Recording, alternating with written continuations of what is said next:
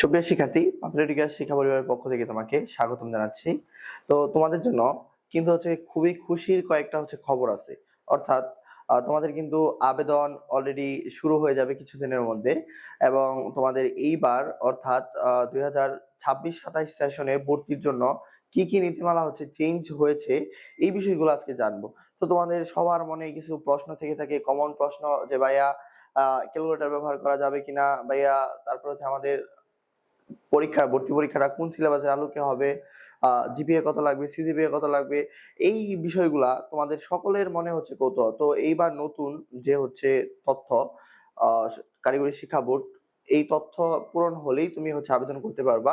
সেই বিষয়গুলো আজকে আমরা দেখব। আচ্ছা, প্রথমে সহজ কিছু প্রশ্নের তোমাকে উত্তর দিয়ে নেই, অর্থাৎ তোমার মনের মধ্যে থাকা কিছু প্রশ্ন।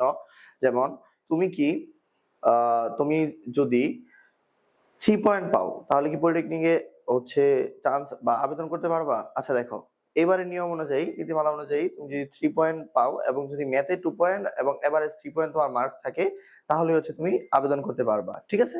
আচ্ছা, তার পরবর্তী একটা প্রশ্ন থাকে যে আমরা তো এসএসসি মানে পরীক্ষার মধ্যে কি ক্যালকুলেটর ব্যবহার করতে পারবো কিনা? হ্যাঁ, পরীক্ষার মধ্যে তোমরা ক্যালকুলেটর ব্যবহার করতে পারবা। তারপরের যে বিষয়টা সেটা বিগতবার কিন্তু দেখো, বিগতবার কিন্তু আমরা তিনটা ইয়ার অর্থাৎ এসসি পাস যারা 23 পর্যন্ত করেছিলেন তারা আবেদন করতে পারতো। অর্থাৎ এবার নীতিমালাটা কিন্তু একটু চেঞ্জ করা হয়েছে। অর্থাৎ তুমি বিগত 4 বছর যদি এসএসসি পরীক্ষা দিয়ে থাকো তাহলে বিগত 3 বছর আর রানিং যে ইয়ারটা তোমরা যদি পরীক্ষা দিয়ে থাকো তাহলে কিন্তু তোমরা আবেদন করতে পারবা। দেখো এই নিয়মের মধ্যে কি বলা হয়েছে, দেখো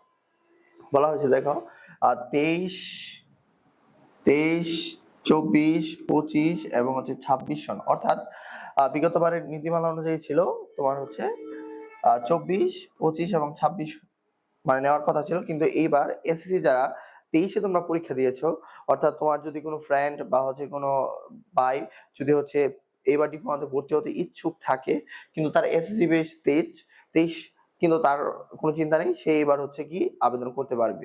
ঠিক আছে? আচ্ছা, তার পরবর্তীতে আমরা যদি দেখো, এই দেখো সরকারি পলিটেকনিকে তোমার জিপিএ লাগবে ম্যাথে তোমার জিপিএ লাগবে 2 পয়েন্ট এবং এভারেজ তোমার যদি 3 পয়েন্ট থাকে তাহলে কিন্তু তুমি পরীক্ষায় বসার সুযোগ পাচ্ছ।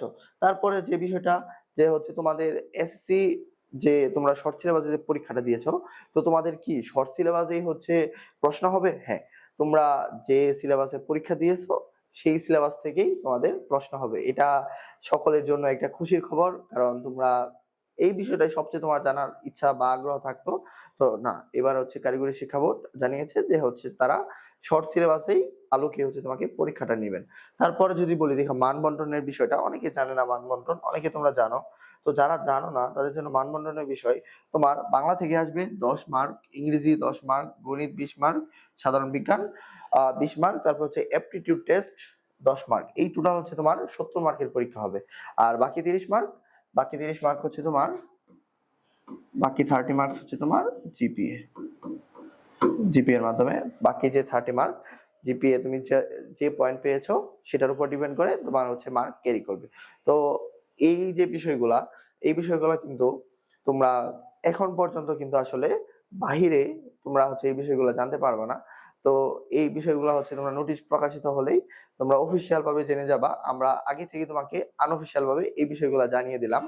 তো আমাদের এই পাপুলার এডুকেয়ার ইউটিউব চ্যানেলে তোমরা কিন্তু ডিপ্লোমার আবেদন থেকে শুরু করে যাবতীয় তথ্য এবং ডিপ্লোমার অনলাইন ক্লাস, তারপর তোমাদের যে ডিপ্লোমা অ্যাডমিশনের যে বই, তো এই সব কিছুই কিন্তু তুমি একটা প্ল্যাটফর্মের মধ্যে পেয়ে যাবা। ঠিক আছে?